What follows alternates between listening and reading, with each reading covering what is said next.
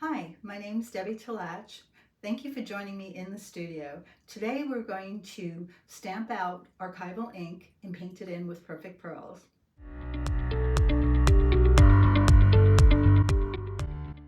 First of all, we're going to be working on the craft sheet because it's going to keep my surface nice and clean, and we're going to be stamping with archival jet black ink. I usually like to keep my stamp face up and use the pad to just lightly tap it and deposit the ink. You can tell when it's ready. If you look a little bit to the side, you can see a sheen on your stamp. There we go. I think we have enough. I want to get a nice good stamp. And I don't need that anymore, and we'll just flip this over, and I'm using just a regular white cardstock, and we'll center it, and hopefully I'll get a nice good stamping. Usually I put a little bit of pressure, but I don't want to put so much pressure I make it slip, but I want to get a nice stamping for you. There we go. It came out. And what we want to do with the archival ink is to let it dry or hit it with a heat tool. This is the heated craft tool, and we're just going to dry it. And this way it becomes permanent and it won't bleed when you use water on top of it, which is what we're going to do with the Perfect Pearl. And let it dry, and I think the surface should be dry now. Yeah, it is. And Perfect Pearls are really great because they have a binder in them, and you can use them just like watercolors because they will dry really nicely on any kind of surface, paper basically. And we want to use a bit of water here. You can use it the same way that you would use a watercolor, and if you put a lot of water in, you'll get a nice wash. And this way I'm getting a nice wash on there. And what I like to do with petals or individual elements is to pick two coordinating colors. One may be a little bit darker than the other, so I can go in and I can shade the petals a little bit to make it look more three-dimensional. And if you're using this technique or you're making it very watery, you won't have any hard lines. And Perfect Pearls is great because what you can do is come back with a little bit of water and you can soften the lines if you want to. But conversely, if you want to make a hard edge, you would just wait till it dries and then come in and just use a little bit more pigment ratio to water, and you can make a hard line. Use a little bit more pigment ratio to water, and it will sit there and make hard lines for you. But conversely, if you don't want that, you can come back and correct it and put a little bit more water in there. This way it gives you a little bit more leeway, and you don't have to worry that whatever you do, you're going to be stuck with. You can pick up the Perfect Pearls and re-wet it with water, which is really great. So I'm going to come back and give a little bit more wash to this other flower over here. Just do the petals. I like a little watery watercolor look to it.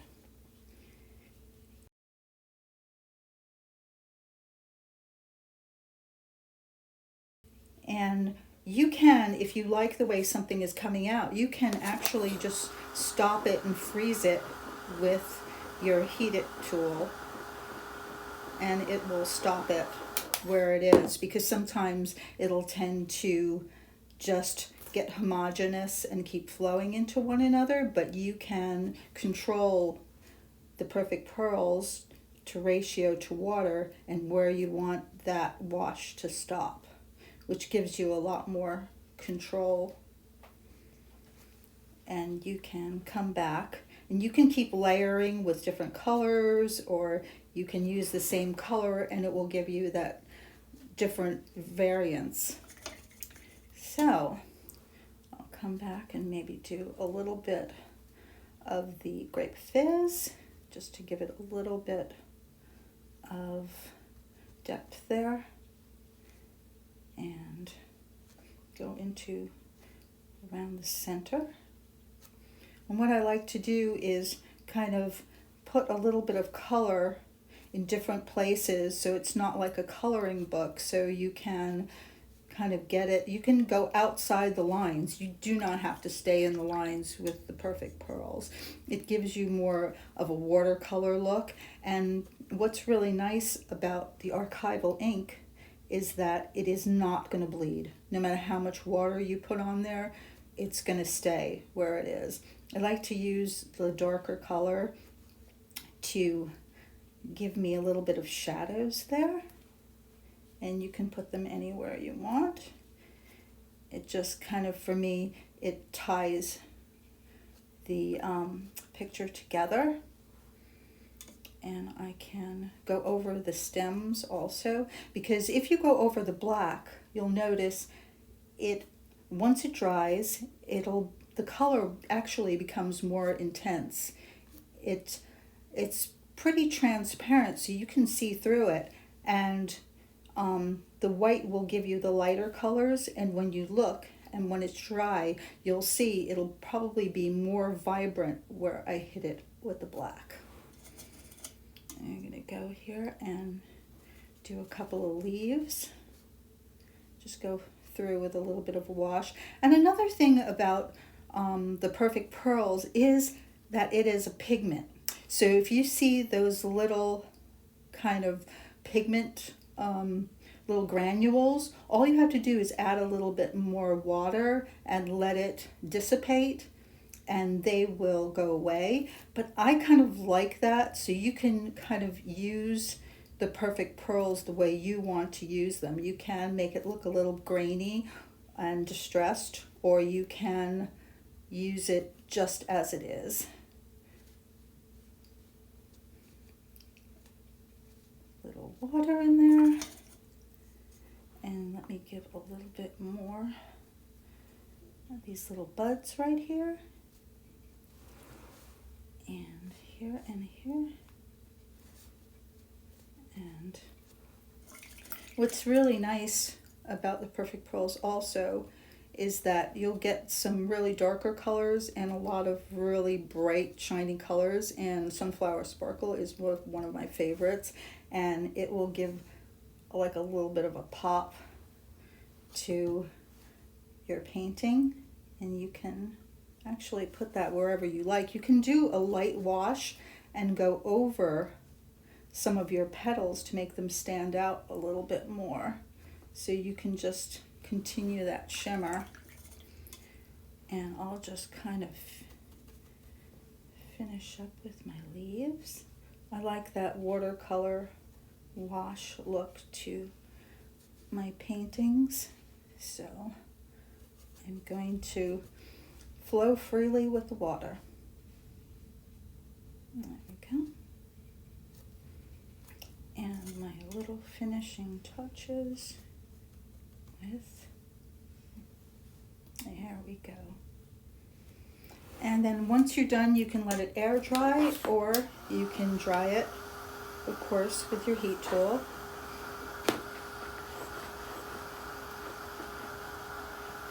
And then once it's dry, you can use it as a background. You can cut it up and use it in a multimedia artwork. And I'll try to get it, you can see how it shines. And we have a couple of finished samples here. And you don't have to stamp with black all the time. In this sample, you can see it's been stamped with different colors of archival ink, and you just pick whatever Perfect Pearls that coordinate with it that you like, and it comes out really great. And here's another sample where they stamped out black archival and painted it in with different colors of perfect pearls. It's so great for birthday cards. And here's a fall themed card, which is really great. You've got different colors of perfect pearls on the pumpkins, and the background is a different colors of archival ink on a large background, which is great. And you don't have to use archival ink and perfect pearls together and paint the whole thing with perfect pearls. You can go back and just accent, like this sample shows. You have little leaves there, and it's just a teeny shimmer. It doesn't have to be overwhelming, but it's really great just as an accent. If you'd like to see more tips and techniques with archival inks, just keep watching.